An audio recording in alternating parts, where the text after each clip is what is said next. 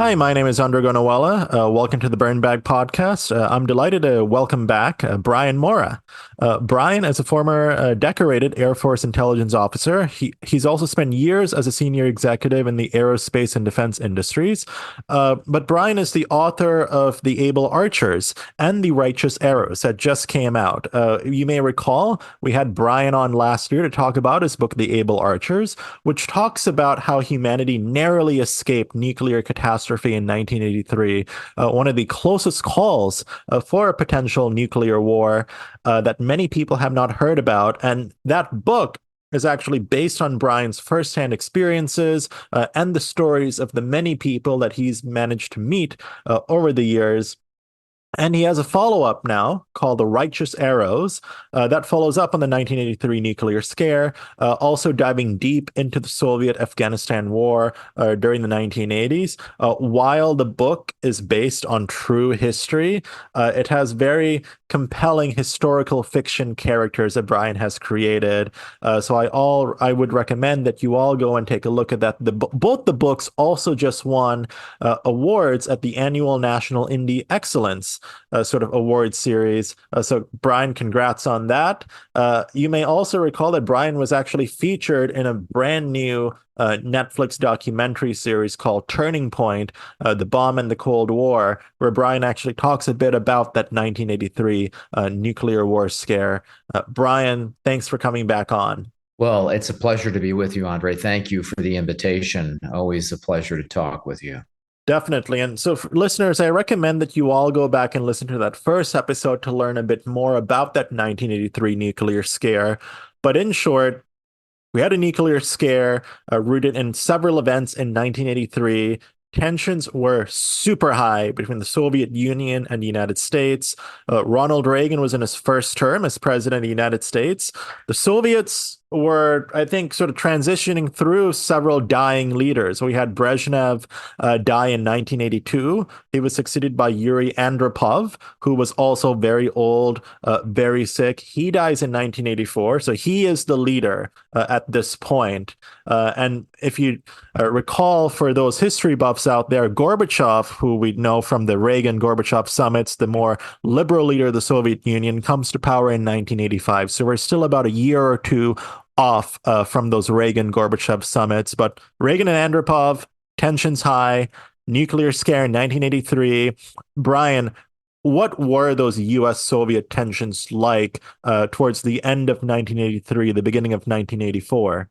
Well, as you rightly said, tensions were sky high, culminating in November of 1983 with the Able Archer 83 nuclear war exercise that NATO conducted for about 10 days at the beginning of November.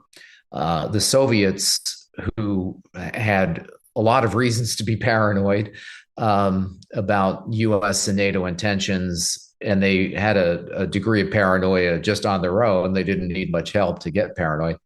But Able Archer, because it was the culminating event of several other nuclear scares that had occurred during the course of 1983, was that time period, early November again, when we nearly went to nuclear war with the Soviets, and neither side wanted a nuclear war. Neither side was really angling for one, but we nearly stumbled into a nuclear war again at the beginning of November 1983.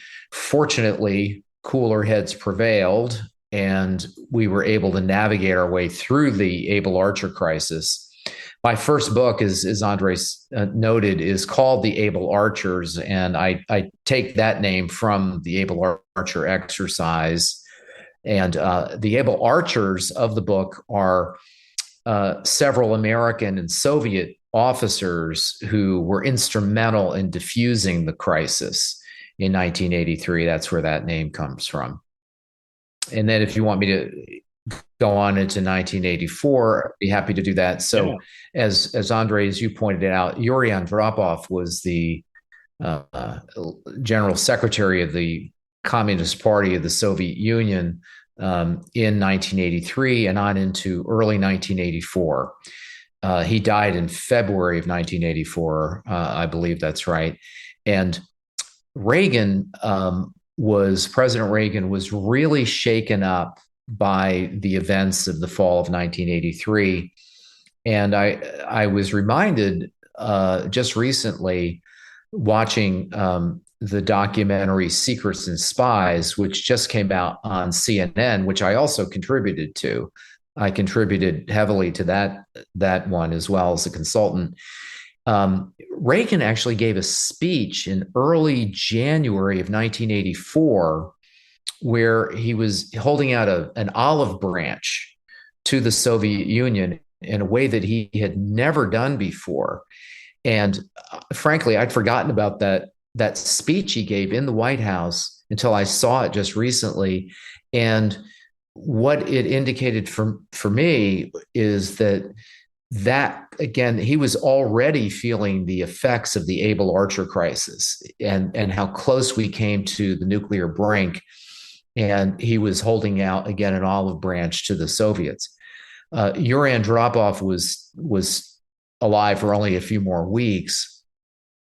And I actually start The Righteous Arrows, which is the sequel to The Able Archers, in April of 1984. And in April of 1984, Andropov has passed away. He's succeeded by a guy named Konstantin Chernenko, who a lot of people forget. And he was actually highly forgettable, unfortunately. But He was also sick and he was dying. also sick and dying. And so Chernenko comes into office, and the massive Soviet nuclear alert that had so alarmed us in the intelligence community in November and December of 1983 did not really dissipate in early 1984. We were expecting it. We were expecting the Soviets to really dial down their nuclear alert, but they did not do so.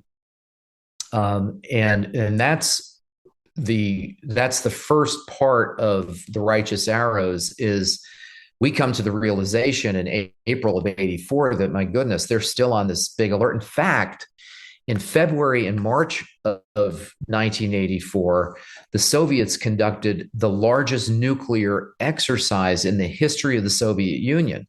So even though Andropov dies, the tension did not dissipate. And the beginning of the Righteous Arrows has the American hero, Kevin Katani, ordered to conduct a mission into East Germany that's designed to attempt to determine just what the level of alert is by breaking into a Soviet nuclear command and control bunker. So that's the episode that really opens The Righteous Arrows. And I think something that's important for the audience to know is that a lot of these nuclear scares are certainly predicated in that we're trying to figure out what they are thinking, right? The US, Reagan does not know what Andropov is thinking, or the Soviet sort of establishment. The Soviet establishment doesn't know what the US and Reagan are thinking. The Soviets think that Reagan wants to bomb them, which is sort of the base of those nuclear scares. On the other hand, the US is worried that the Soviets may drop a bomb. So, I mean, there's a lot of these perceived but also misperceived intentions. And I think you mentioned Chernenko, very forgettable. He was very old, sick, dying. I mean, some people have criticisms, make fun of both our leading presidential candidates for being on the elderly side, but I just want to emphasize that Chernenko, like I would assume that he was really out of it because I think he was dying when he came into office. So he was in very bad shape. Yes. Mm-hmm. yeah, so I think that's another element that folks should understand. But Brian, I sort of want to go into the Soviet war in Afghanistan, Yeah. because I think a large portion of your book takes place there. And of course, I think a lot of the general public will look to the Soviet war in Afghanistan. They'll remember Jimmy Carter boycotting the 1980 Olympics in Moscow over that because the Soviets went in and around, I think, 79. It was about a decade long sort of situation there, and then the Soviets finally left somewhat defeated in 1989. But a lot of the general public may point to that, the CIA arming of the Mujahideen, US policy towards that resistance against the Soviets as potentially spawning Al Qaeda, but they may not necessarily know about the war overall, like the goals around the war, how the war actually persisted over that sort of 10-year period. So, Brian, can you tell us a little bit more about what was going on in Afghanistan with the Soviets right around 1984? Maybe like get us up to speed. Yeah, yeah, absolutely. And you're right. I begin the righteous arrows in early 84, where the nuclear crisis is not quite over. There's a hangover from the Able Archers. And then the action shifts. And as you said correctly, the majority of the book is really concerning the Soviet war in Afghanistan, but specifically in the year 1986. And the reason I chose 1986 to write about is, in many ways, that was the high watermark of the Soviet involvement in Afghanistan. And just to give folks a little bit of context to the war in Afghanistan, in the early 1970s, the Soviets had been instrumental in installing a communist leadership in Afghanistan. And prior to that point, in the 1940s, 50s, and 60s, Afghanistan was actually a rather thriving place, especially in the cities. And it was Democrat leaning. It was leaning to the West. There was a bit of a civil war in the early 1970s, and this communist group managed to win and take power. The reason the Soviets went into Afghanistan, and they went in actually on Christmas Day, 1979, was because that leadership that they had installed was under threat. And the Soviets didn't really like that leader all that much. He was weak, and they wanted to depose him and replace him with what they perceived to be a stronger communist leader. So that's what they did in December of 1979. That was the reason they went in. And this was in alignment with what was called the Brezhnev Doctrine. And the Brezhnev Doctrine, named after Leonid Brezhnev, the leader of the Soviet Union for 20 years, was that once a country becomes socialist or communist, it has to stay socialist or communist. And they were worried that Afghanistan would backtrack under this weak communist leader. So again, they went in militarily and they killed actually the communist leader that they didn't like, and they installed a guy that they thought would be better. And as far as the Kremlin was concerned, their work there was done. They thought they were done. But what ensued was after the Soviets came in and it conducted a military coup, in effect, in December of 79, is it awakened all these different elements in Afghanistan who had an antibody reaction to the Russians being in their country. And a big civil war started, and which was, against the Soviets, was a loose confederation of a bunch of different tribes and even different ethnicities and so forth. The one thing they had in common was they didn't want the Soviets in their country. And as you pointed out, Andre, they ended up staying for 10 years, the Soviets did, and they got battered and bloodied. And the United States under Jimmy Carter, President Jimmy Carter, as you again rightly pointed out, because of the Soviet invasion of Afghanistan, he had the United States boycott the Summer Olympic Games in Moscow, 1980. And what a lot of people don't know is that Carter started arming the Mujahideen rebels himself. He started using CIA to arm those rebels when he was still president. And that program of arming rebels continued when Ronald Reagan became president, but it didn't really ramp up until about 1985. And when a congressman from Texas, Charlie Wilson, and some of our listeners may have seen Charlie Wilson's War, which is a great movie, highly recommend it.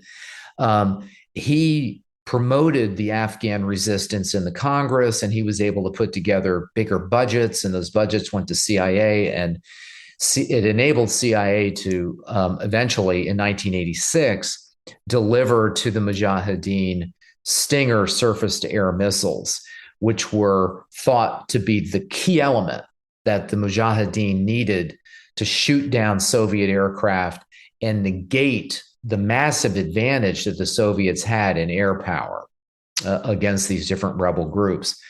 And that's largely where 1986, again, with the introduction of the Stingers, is where most of the action in the Righteous Arrows takes place. So, was the CIA arming of the Mujahideen, was that public knowledge at the time? Was it something that the public was heavily bought into, or was it more clandestine, secret, etc.? Yeah, it's a great question. It was a covert operation. There were some, I think, people in the media in the United States who suspected that CIA was involved, and particularly when the Stingers showed up, when the Stinger surface to air missiles, because prior to the introduction of the Stingers, CIA had been very careful to use foreign weaponry, non-US made weapons. We were getting weapons from Egypt. We were getting weapons even from China and from India to supply to the Mujahideen that didn't have made in the USA on them, you know? And so, but once those Stingers showed up and the Stingers really behaved as advertised, they turned the tide of the war in many ways, because they did shoot down very large numbers of Soviet helicopters and fixed wing aircraft. So once the Stingers show up, it's a little hard for that covert op to remain covert, although we did try still to keep it covert. It was officially still a covert operation. So I think something that intrigues me is that I think a lot of folks will remember the second half of the 1980s as being of that Reagan-Gorbachev era. Reagan and Gorbachev meet in Geneva in 1985. They have a good rapport. They meet in Reykjavik, I think in 86 or 87. Right. And essentially, they're very friendly. They're smiling. They're having a jolly good time. But amidst, what we think is sort of like a thawing in the Cold War, we're seeing this proxy war play out in Afghanistan, which you said really ramped up in 1986 with the arrival of these Stingers. So, I mean, how were the Soviets perceiving, this U.S. covert action? I mean, obviously it's covert, but I feel like the Soviets must have obviously known that the U.S. was arming Yeah. folks. And they were, yes, and the Soviets, and I played this out in the Righteous Arrows. And oh, by the way, I should state that the title, The Righteous Arrows, refers to the Stingers. That's what some of the Mujahideen called them, the righteous arrows of retribution, these weapons. So that's where the title for the book comes from.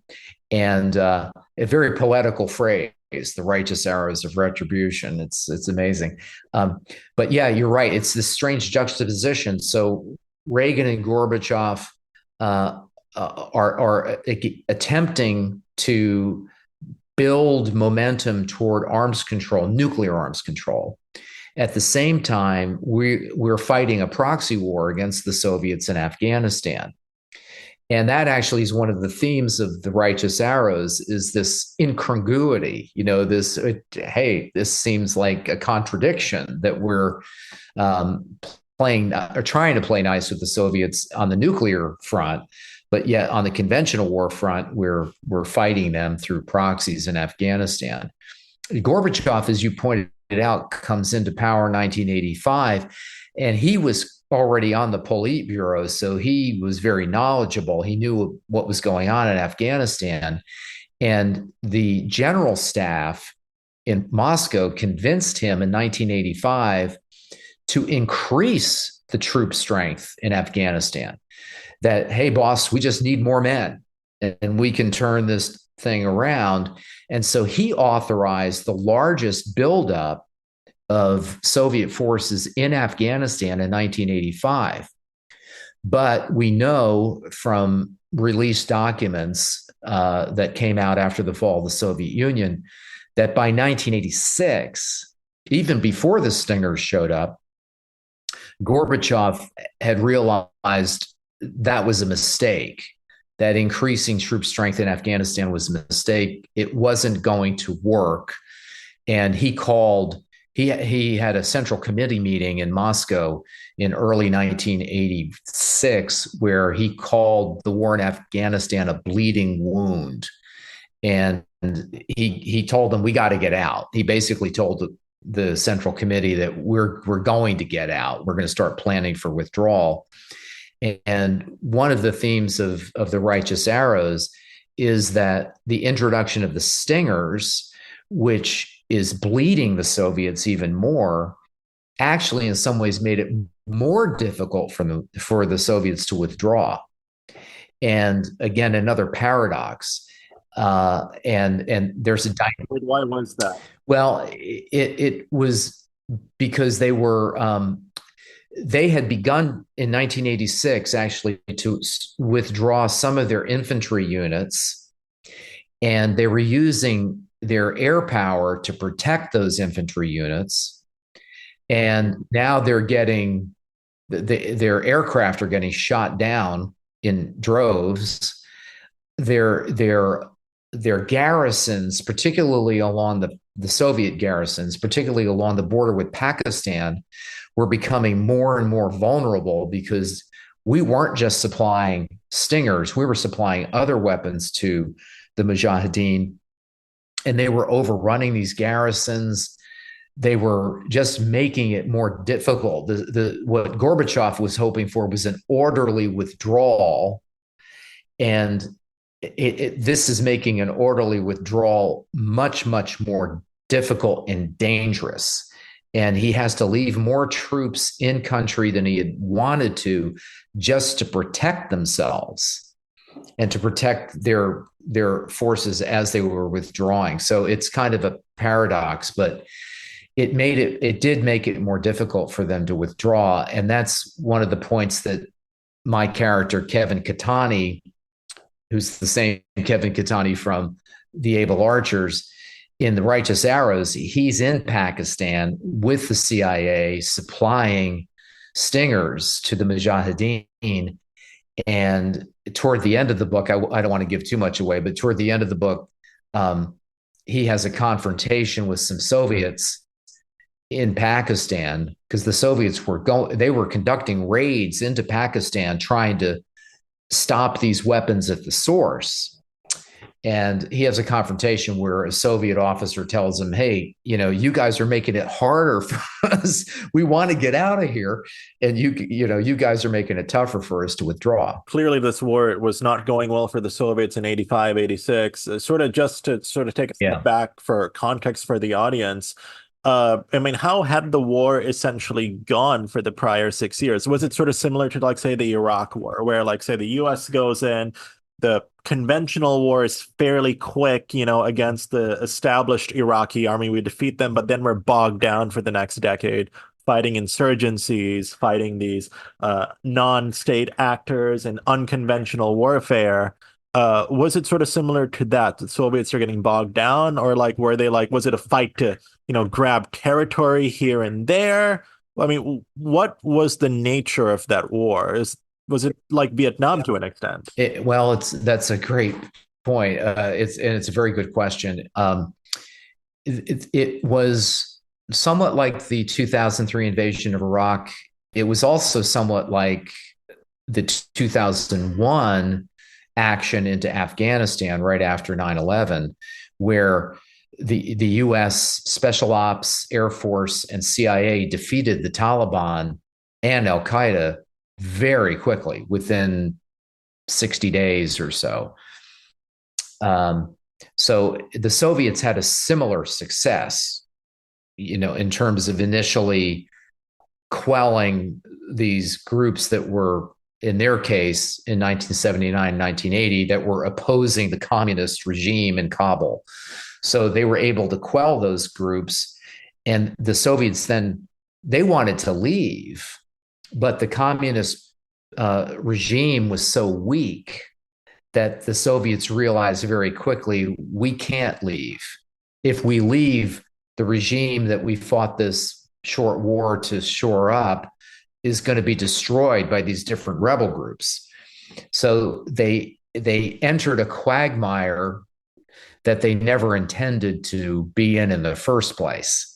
And they did in many ways similarly to what the United States did in Afghanistan. They established garrisons around the country.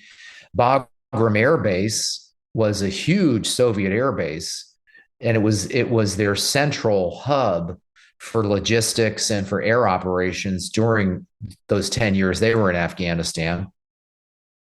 So their footprint was not unlike the US NATO footprint in Afghanistan. And they were conducting the same kind of operations that we were, to try to deal with these various and sundry rebel groups, in all the different provincial areas, Helmand, Kandahar, along the Pakistan border that we would be familiar with from our own Afghan war. So they're remarkably similar in many ways. And I think, the Vietnam point, if I may just, the Vietnam War was a major motivating factor for the United States proxy war against the Soviets in Afghanistan. And I saw this firsthand, where particularly at CIA, there was a thirst for retribution against the Soviets for what they had done to us in Vietnam. And the Soviets viewed the Vietnam War as a proxy war with the United States. They were supplying the North Vietnamese and the Viet Cong and so on to fight the United States and our ally in South Vietnam. So there were many in the U.S. government in the mid 1980s, and there's even a line in the movie Charlie Wilson's War, where I think the actor playing Mike Vickers is asked by Charlie Wilson, what are these weapons going to do once they get there? And he said, we're going to kill lots of Russians, and that's what we want. Or what about afterwards? Right? Like, what's the strategy? Yes, and I think, and the Righteous Arrows ends at the beginning of 1987, so it doesn't take you through to the end of the Soviet occupation of Afghanistan or what came after. But what I do in the book is I raise a lot of these questions, Andre, about unintended consequences, about what are we unleashing? What forces are we unleashing by arming and training these Islamic fighters that may come back to haunt us? And that's a theme, particularly in the last part of the Righteous Arrows. This questioning of Kevin Katani is questioning. This is our U.S. official policy, but I'm over here on the ground and I'm seeing what's going on. And I'm seeing the effect it's having on the Soviets. And the Soviets are telling me, you're militarizing an entire society and you're opening Pandora's box. And both the Soviet Union and the United States are going to be affected by this. So, yeah. And was this, I mean, when you say opening Pandora's box, we're very much talking about all the militant groups, Al Qaeda, the Taliban, that sort of spawned out, from this arming of the Mujahideen post the Soviet withdrawal. Were people cognizant of that, right? Were they cognizant of this Pandora's box opening at the time? To some degree, yes. I know it was a concern at CIA, and it was part of the risk assessment, and they did carefully assess the risks, I think, in terms of arming these different groups. One group that was never armed by the United States was Al Qaeda. And Al Qaeda was active in Afghanistan, although frankly they weren't very active. Osama bin Laden was a great guy at public relations. They really weren't fighting very much, the Al Qaeda guys.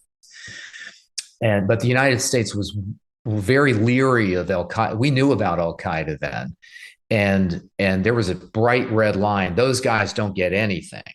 They don't get armed, they don't get trained. But the Haqqani, groups along the Pakistan-Afghanistan border, different story. The Northern Alliance was armed heavily. And one of the things that was, I think, less foreseen than it should have been, although some people did see it, was that once the Soviets withdrew, it was not going to be a good US policy just to declare victory and leave, because we were going to be leaving heavily armed groups that had enormous military experience behind, that didn't like each other. That these groups were natural rivals and had been rivals for centuries, and without any kind of political effort to see if we can build a nation, or at least a nation that isn't warring against itself out of these groups, there was liable to be trouble. But honestly, I think, and this is depicted in the movie Charlie Wilson's War. At the very end of the movie, Charlie Wilson is disillusioned because when the Soviets leave Afghanistan, the Congress and everybody in Washington virtually loses interest, and just said, well, we'll leave those people to their own devices. And Charlie Wilson was arguing against that, saying, no, no, no, no, no, we've broken the China. We need to help them put this country back together again. And that just, there was no real desire to do that by people in Washington, and there was no desire to fund that kind of thing in Washington in 1989, 1990, 91. So I mean, like, what were the gaps between how DC was thinking about this war at the time, right? During the war, we talked a little bit about it, versus the realities like on the ground. I think the character you write about, Kevin Katani, he has some, as we say, some real disillusionments. But I mean, like, how was Washington actually perceiving this war versus, was it just a lack of interest, or was it more like, hey, we think it's going splendidly, we'll worry about it later? Well, there was a lot of interest. It wasn't lack of interest, but the interest was, this was again the height of the Cold War, the latter part of the Cold War anyway, and the interest was, let's kill Russians, let's hurt the Soviet Union, let's give them a bloody nose like they did us in Vietnam, and it'll weaken the Soviet state generally, and it'll probably have a bigger impact on the Soviet state than Vietnam did on the United States. So it was really all about, the focus was on the Soviet Union. It was not on these groups, these various groups that we were arming, and what their future might be. People, generally speaking, were not terribly interested in that. It was, no, the main enemy here is the Soviet Union. You've got to focus on that. And, once they pull out, well, these groups can figure it out on their own. I'm trivializing it maybe, or simplifying a little bit, but there just wasn't a great deal of interest in the day after. Yeah. So, in more of a practical sense, how did these arms transfers actually take place? Like, did we have Americans on the ground clandestinely in Afghanistan, bringing these shipments to the Mujahideen? Were they sort of in Pakistan and they'd sort of meet at the border? Like, who were the people, I guess, like your character in the book, who was actually managing this process on the ground? What was that like? Well, one thing I would point out, and I will answer that directly, but one thing I'd point out ahead of time is that there were arms transfers coming into Afghanistan from other sources that the United States was not managing. So, for example, Saudi Arabia, Egypt, we were buying arms from them, and and sending them eventually into Afghanistan. But those countries, as well as China, were directly sending arms themselves. into Afghanistan. In some cases through Iran, in some cases through Pakistan, or in China's case, through that border region where China, Afghanistan, and Pakistan come together. Now, for the United States, initially, the United States was using the Pakistan ISI, which is their intelligence, Pakistan National Intelligence Organization. And they were the intermediary. And they were the guy. So the U.S. did have people on the ground in Pakistan that were working with the ISI to set up all the logistics that you needed to move weapons up to the border region and hand them over to the groups that were going to actually transport them over the mountains, over the mountain passes into Afghanistan. The U.S. By 1986, the U.S. was growing a bit disillusioned with the ISI, and there were groups that refused to take weapons from the ISI, and especially in the Northern Alliance. So that really mandated that the United States had to get more directly involved. And so CIA did have teams in Pakistan that were, in some cases, especially with things like the Stingers, sensitive weapons like that, they were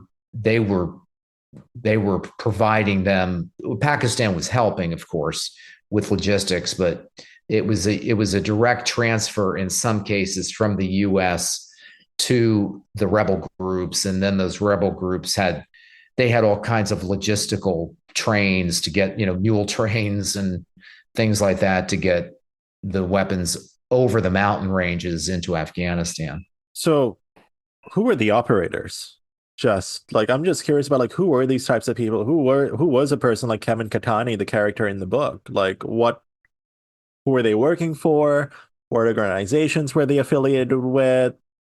What was Well, what was it like? yeah, I mean, it was a CIA operation, so everybody was either a CIA employee or I'm sure there were some contractors involved. I remember vaguely, not even vaguely, I do remember that was the case. And then in the case of somebody like Kevin Katani, who's in the Air Force, CIA people would be detailed to CIA, usually from Army Special Forces, to help with this kind of thing. But yeah, it would be, again, the CIA was the umbrella organization managing everybody else, and everybody was either directly a CIA person or they were seconded in some way to CIA to support the operation. So you used to talk a lot about how you remember. Can you tell us a little bit more about, some of your lived experiences during that time? I believe Kevin Katani is partially based on you, partially based on others, folks that you've interacted with. Can you tell us a little bit more about you and maybe about the composition of that character, as far as you can tell us? Yeah, there's a limit to what I can say, but there's a contrast between the righteous arrows and the able archers. And the able archers, a lot of Katani's lived experience is mine. Not all of it, but a lot of it is. That's less true in the righteous arrows, but the opening section of the righteous arrows, which takes place in Germany, there's definitely some of me there. In terms of when the book transitions to the Afghan theater, I did have some involvement with that, but it was peripheral. And I was personally not in Pakistan. I wasn't doing the kind of operations that Kevin Katani was doing, but I knew people who were, and I was involved again from Washington in assisting in different ways. But yeah, I wasn't doing the kind of things in Pakistan that you see Kevin Katani doing in the book. But I was familiar with some people who were. And I think again, like, when you talk about that disillusionment, obviously, whichever side of the Israel-Gaza war, folks are on, in the audience, I think there's a reality that there is like a lot of like churn, within the federal government, about, the administration's approach to that policy, and then, what people are believing and seeing, and et cetera. And I'm sort of curious about, uh, was that type of churn existent during this era, with the U.S. arming of the Mujahideen? Was there like angst, I guess, with sort of the workforce, with the folks sort of participating in this stuff? Because I'm very curious about that, because I think oftentimes, right, like when we talk about government, national security, we sort of just assume that everyone sort of just executes as commanded, which obviously happens in the military. But I'm sort of curious about the feelings, the thoughts that were going through the minds of all of these people in the 1980s. Yeah, it's a very interesting question. I would say that um, there was much less churn over the Soviet war in Afghanistan and our support for the various rebel groups than one sees today with respect to the war in Gaza. Um, and part of, I think one of the reasons there was less churn was, again, there was a singular focus really on the Soviet Union. They're the bad guys, they're the enemy. We're going to hurt them. And we've got willing accomplices in Afghanistan who are ready, willing, and able to hurt them. Um, I bring Kevin Katani seeing what's going on there, and he's disillusioned in two ways. One is what we're doing. He comes to believe that what the United States is doing is actually making it tougher for the Soviets to withdraw. It's not accelerating their withdrawal. If anything, it may be decelerating it. And then the other source of disillusion is, oh my goodness, what's going to happen to this militarized society if we just pack up and leave once the Soviets do? So I think those were the two, and I think that those were definitely minority opinions at the time, and there were a few people who were worrying about it, but it was different than what we're seeing in Gaza today. And I think you've seen resignations out of the State Department over U.S. policy in Gaza, for example. And I don't remember anything like that happening during the Soviet war in Afghanistan. So I think, to some extent, people had kind of blinders on that. We're hurting the Soviets. We're hurting the Soviets. That's our goal. And arming these people, well, they'll have to figure it out when we leave. And again, there were people who were more sensitive to the day after and were worried about the day after. But I don't remember any mass resignations or anyone resigning over that. It's possible someone did, but I don't remember. And it wasn't. So, I mean, I think, one thing that's an interesting sort of theme is the foreign policy mentality within the United States. I think we were exchanging some emails over this, but I mean, the last time the US really fought a real like conventional war that posed an existential threat was in 1945 when the Japanese attacked Pearl Harbor. And there's a show on, I think, Hulu, uh, I think Man in the High Castle, that sort of looks into like, okay, like what if the Nazis and the Japanese won that war? And you sort of see they have sort of split the United States in half, right? Because they are ruling it. Of course, 9/11 happened. That was a horrible tragedy, but it wasn't like Al Qaeda was going to commandeer Washington, D.C. and take it over. There was never a real threat of that.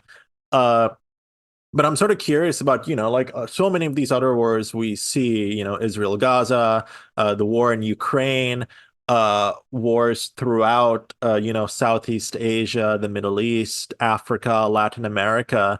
those wars are fought within those countries and those territories, their borders, right? So there is somewhat of an existential threat to, those countries, those territories, those non-state entities, etc., which certainly I think fuels a ferocity in the fighting and certainly the emotions around it. There's more obviously of a vested interest for either side fighting those wars. But for the United States, a lot of the wars that we've been involved with, that we've been fighting or we've been, proxy fighting, are across oceans. I mean, like if something goes wrong, it's not like the enemy is going to come, to my home in San Diego and, attack me or something.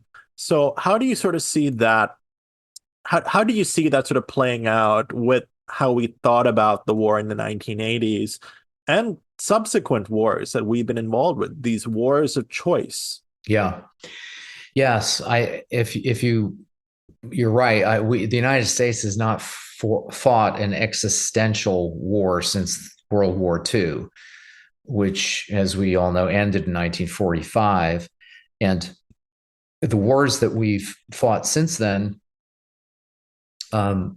Korea, Vietnam, we had treaty obligations to come to the aid of those countries, but they weren't existential wars for the United States. In fact, they were proxy wars. The Korean War was Korea wasn't actually that much of a proxy war because we were fighting the Chinese directly. The Russians were supplying them.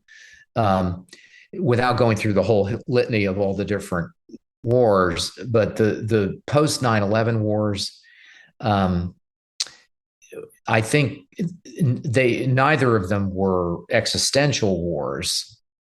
The war in Afghanistan was a direct result of 9/11 and a desire to destroy Al Qaeda, not the Taliban. The Taliban, in fact, when we first went into Afghanistan, we asked the Taliban to give up the Al Qaeda people. And because you're not our enemy, Taliban, we're not here to fight you. We don't really, we don't have a dog in that fight. In a sense, we didn't care.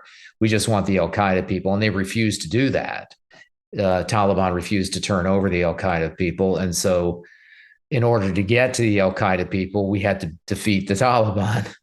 And then there was, again, about a 60-day conflict to get that done. So, yeah. And I do think that if you look at what's going on in the world today, if you look at the Israeli-Palestinian conflict, both sides view that as existential. They both view it as an existential war. It's not an existential war for the United States, although it's an important conflict. Ukraine is clearly an existential war for the Ukrainians. The Russians, they view it as an existential war too, which I think is not well understood in Washington.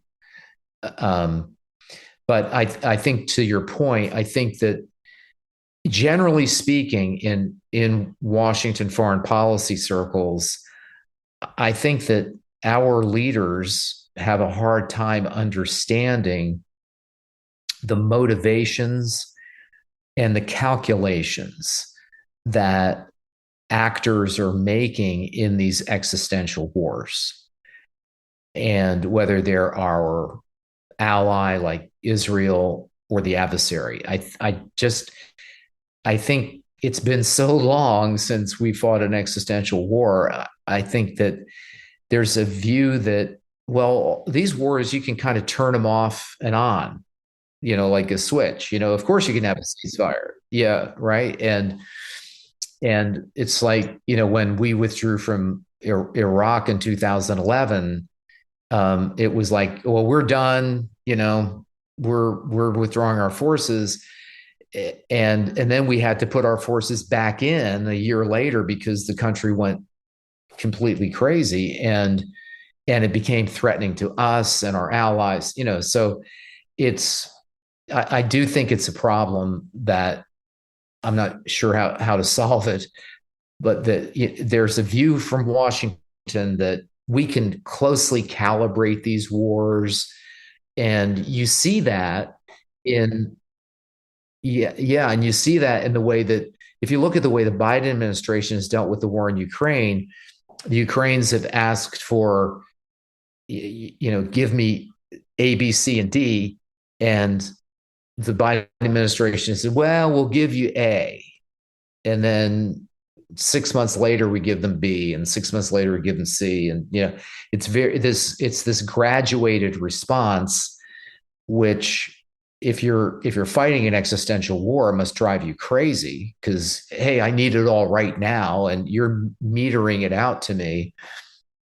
And it's very similar, in fact, to what we did in Vietnam, where there was a view in the Lyndon Johnson administration that we can carefully calibrate our air campaign and dial it up and dial it down like a rheostat, and we'll see how they react. And well, that's not the way you fight a war. It's not the way you conduct an air campaign. So I think there's this sense that we're the puppet masters, and we can again use a rheostat to dial things up and down at our will, and it's not a very effective way of war fighting. I mean, that's the root of so many criticisms of U.S. historical foreign policy during the Cold War. The idea that the U.S. will go do a coup or something here or there, and then we have the current situations in these countries that a lot of critics will trace to those sort of U.S. Backed coups or actions, etc. That has been so controversial. But I want to sort of draw back to a point you made about the war in Ukraine. You mentioned that the war, in a way, is existential for Russia. I think a lot of folks, when they hear this conversation, I think you said the line about how, like, certain folks wanted to arm the Mujahideen because, yeah, they want to kill more Russians. I think inevitably, obviously, I certainly hear that line today from certain politicians, certain people who have public profiles about, like, yes, we should arm Ukraine because, yeah, we should kill more Russians. That's the view that they are spouting, and that may be some of the reasons that they want to support more aid to Ukraine without, really talking about what's going to happen the next day. But I mean, why is that, say, a war? Why is it an existential war for Russia? Well, I think the leadership in Russia believes it's an existential war because they cannot countenance Ukraine being a member of NATO or a member of the European Union. And the reasons they can't, they already have NATO lined up against them from the Baltic states through Poland, through um, Romania and Slovakia.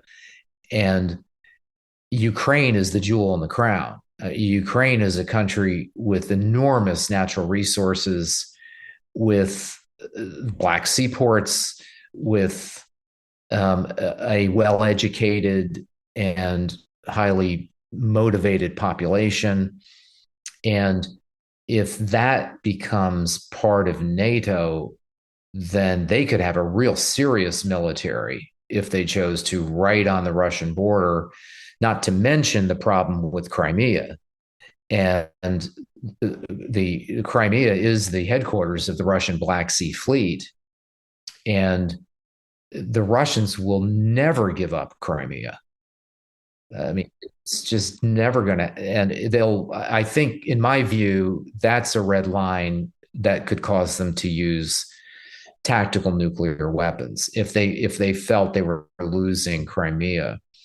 So that's on the military side. And then on the economic side and political side, with the EU in mind, if Ukraine is in the EU, the nightmare in Moscow is, oh my God, we could have a thriving economy that is liberal democratic politically, that's more like a Germany almost, right on our border. And that's very frightening because it's not the kind of government, obviously, or economic model that Russia has.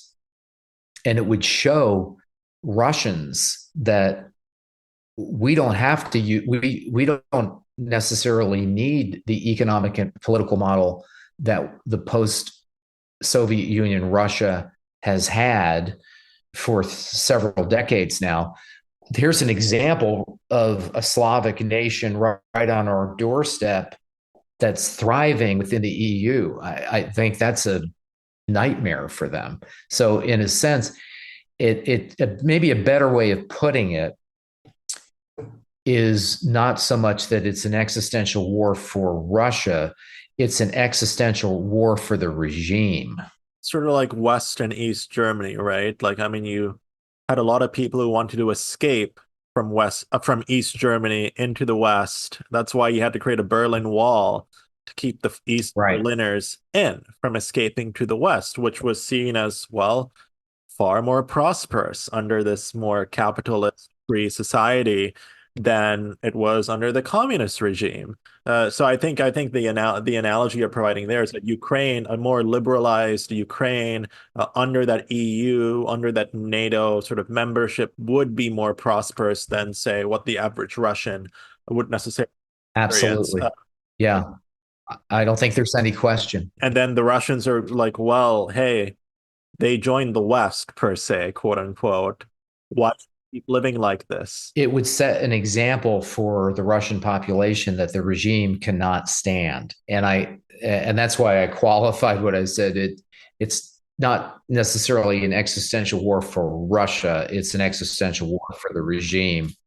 But they do view it that way. I think the regime views it as existential for them, and they control the country in a way that Putin and his gang, if you will, have a control over all the levers of power in Russia, unlike anything since Stalin.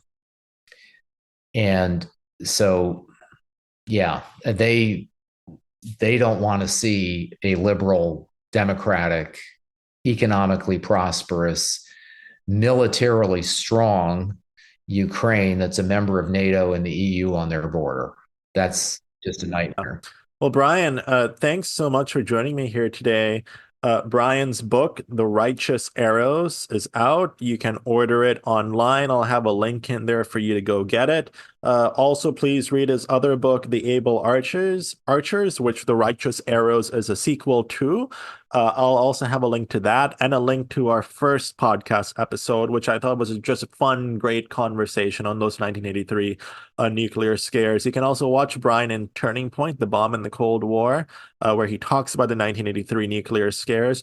There's also a really great commentary in Turning Point about sort of presidential authority over sort of the nuclear weapons, sort of starting with Truman and so on, that I found personally like really fascinating about decision making around that. Well, that's just my nerdy self, but please go check that out. But Brian, thanks for joining me here today. Andre, thank you very, very much, and all the best to your listeners. And yeah, I hope you get the books and enjoy them. They're fast paced thrillers, dramatizing events that don't require a lot of dramatization. So, and the characters, I hope you enjoy them. Both the American and the Russian characters have gotten a lot of accolades, and yeah, I just learned today that The Righteous Arrows won a National Book Award for Best Military Fiction of 2024, which is exciting. Congrats on that, Brian. Thank you. Thank you very much.